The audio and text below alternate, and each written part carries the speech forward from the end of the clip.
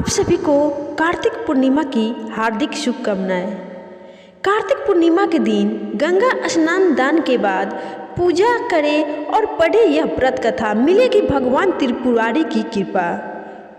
पौराणिक कथा के अनुसार भगवान शिव के बड़े पुत्र कार्तिकेय जी ने तारकासुर राक्षस का वध करके देवताओं को उसके भय से मुक्ति दिलाई थी।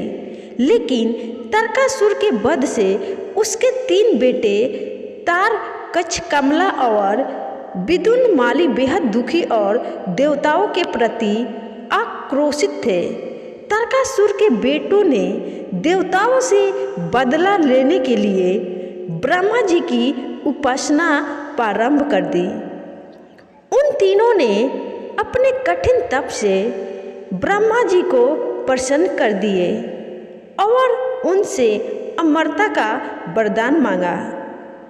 ब्रह्मदेव ने कहा कि यह वरदान मैं नहीं दे सकता, कोई और वरदान मांग लो।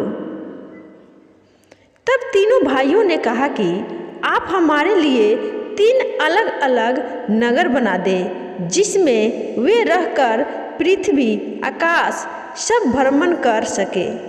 1000 साल बाद जब तीनों भाई मिले तो तीनों नगर मिलकर एक हो जाए। जो देव एक ही बाण से इन तीनों नगरों को नष्ट कर दे, उसके हाथों ही हमें मृत्यु की प्राप्ति हो। ब्रह्मदेव ने कहा, ठीक है, ऐसा ही होगा।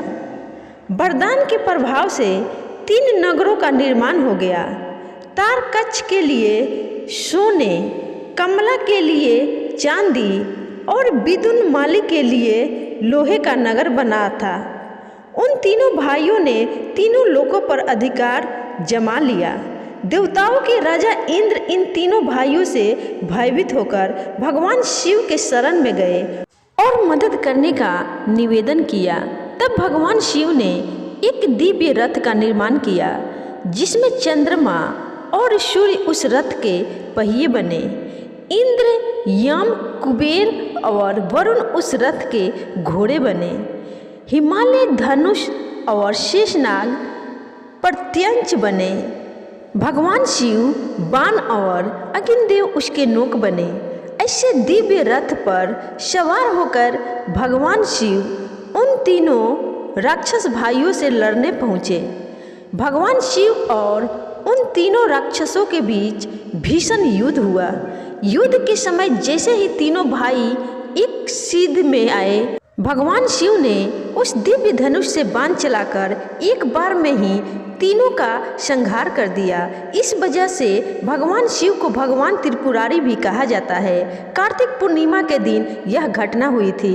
इस वजह से कार्तिक पूर्णिमा को त्रिपुरारी पूर्णिमा भी कहते हैं। तीनों राक्षसों का वध होने से सभी देवी और देवता बहुत प्रसन्न हुए। उन्होंने भगवान शिव की पूजा की। उसके बाद से काशी में जाकर गंगा स्नान किए, फिर वहाँ पर दीपदान किया। इस वजह से कार्तिक पूर्णिमा की शाम को देव दीपावली मनाई जाती है। तो दोस्तों, ये थी पूर्णिमा व्रत की कथा। अगर आप भोलेनाथ के सच्चे भक्त हैं तो कमेंट में हर हर महादेव जरूर लिखिएगा।